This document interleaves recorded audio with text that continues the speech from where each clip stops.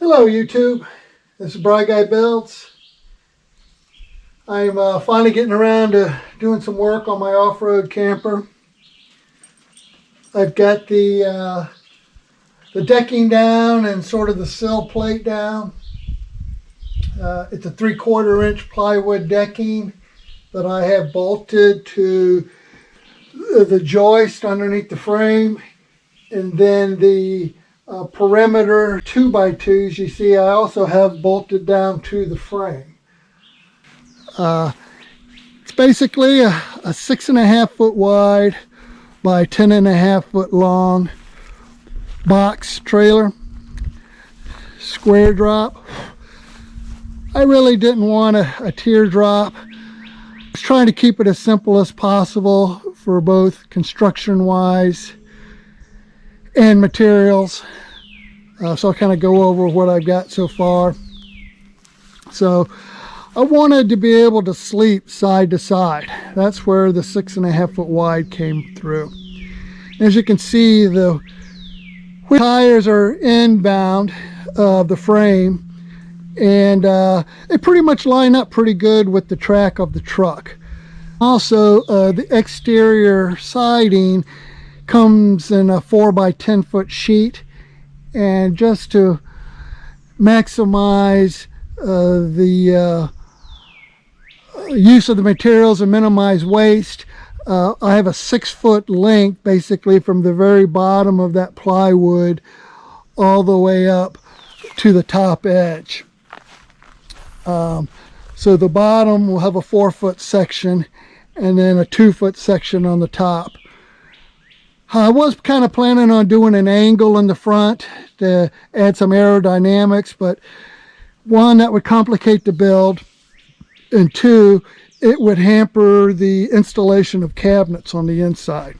Area is going to be a dinette that will mostly be a bed, but it'll also function as a dinette. There will be a table and a seating. I'm going to build it just like a dinette in a trailer, so you can sit down on it, or you can put the tabletop down and make a bed out of it, which is mostly what it's going to be used as. I've got a little step here that's over the wheel well that you can see over here on the other side. And then you can also see that my water tank came in. It's a 36-gallon tank. This front corner, really the whole front half of the trailer in front of the wheel wells is going to be a dinette that folds down to a 54 by 74 inch bed. And there'll be cabinets overhead. In this back corner over here, as you saw from the previous video at the shower pan, I've got some interior walls I need to build there to get that done. What I'm updating basically is I've started to install the exterior finish, which is this real thin gauge aluminum that's embossed to look like diamond plate from Diamond Plate Online. It's a 0.025 thickness. It's real easy to work with, and so far it's going along pretty good. I've got these little 1.5 inch square double-sided 3M little squares that I'm sticking to the wood to help hold it down. I'm also using some liquid nails.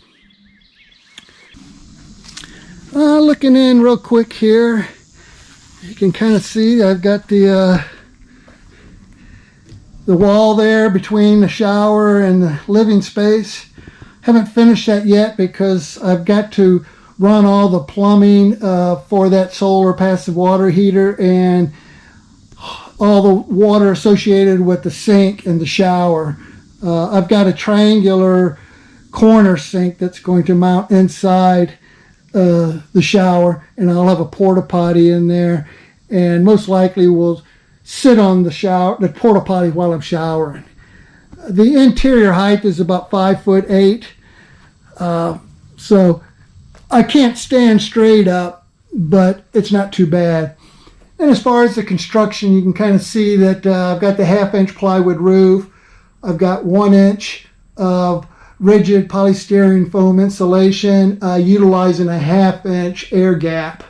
And you can kind of see where those laundry box valves are kind of hanging down.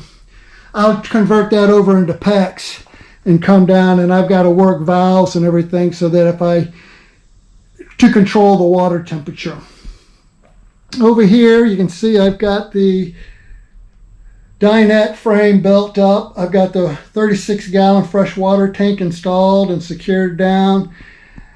You can see over here I got PEX coming over here because I have a quick disconnect water outlet here that will use kind of one of those telescope or stretchy type hoses with a sprayer nozzle on the end that I can use for just washing my feet off, maybe washing the dog off and doing dishes, and so to speak. The wall board is a 3/16 inch. I guess they just call it hardboard. It's kind of people install it maybe for, you can paint over it, you can attach wallpaper to it. You can do just about anything. I haven't decided what I'm going to do. I'm probably not going to have time to do anything with it for this first trip, so I'm just wanting to get this done. The shower, I will put some vinyl on the walls for waterproofing. Then of course we've got an exhaust fan up there. Saturday, September 23rd. Finally got the trailer completed. As you can see up on the roof, we've got the passive solar water heater, which is Schedule 40, 2-inch PVC, about 20 feet. It's supposed to be about 3 gallons, 3.5 gallons. So this first trip I'm getting ready to take, we're going to find out just how well it works. You can see got the awning out. It runs the whole length of the 10-foot trailer, extending out 8 feet. The door's mounted.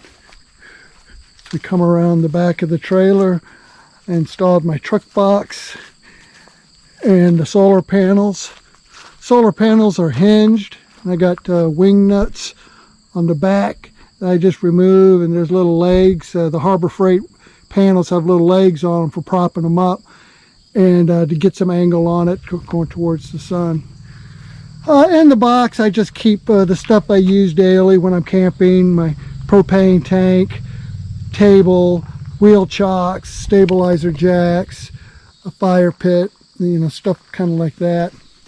And we come down this side, not much here.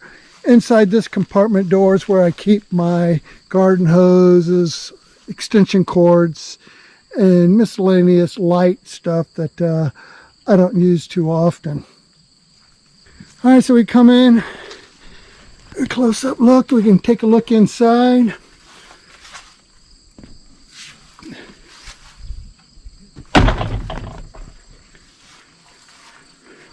So right now the dinette is set up in the bed configuration. You can kind of see the post there that supports the table. And then that shelf above the dinette on the ceiling is where I'll keep my bedding, my sleeping bags, when I have it set up in the dinette form. And then I also have the little shelf there and the power block.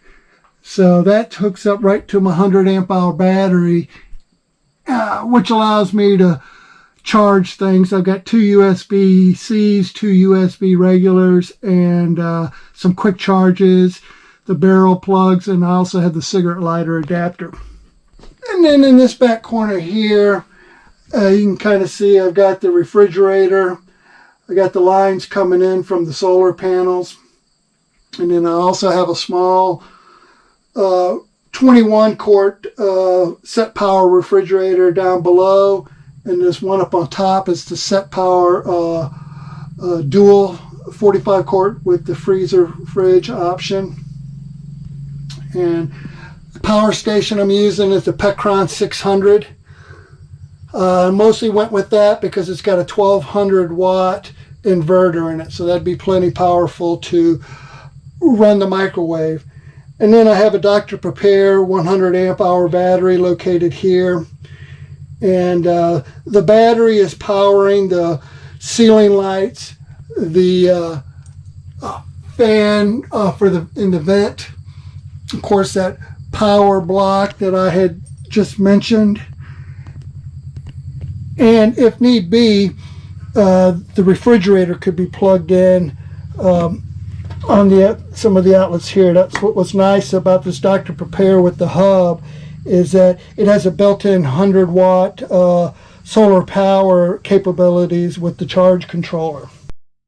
I did go by the truck stop and do some scaling, and I've got about 325 pounds on the tongue and 2,100, let's say 2,200 pounds, because I've added some stuff on the trailer axle. So we're under 3,000 pounds. So the truck will have no problem pulling that, and looking forward to it. So the trip's getting ready to start.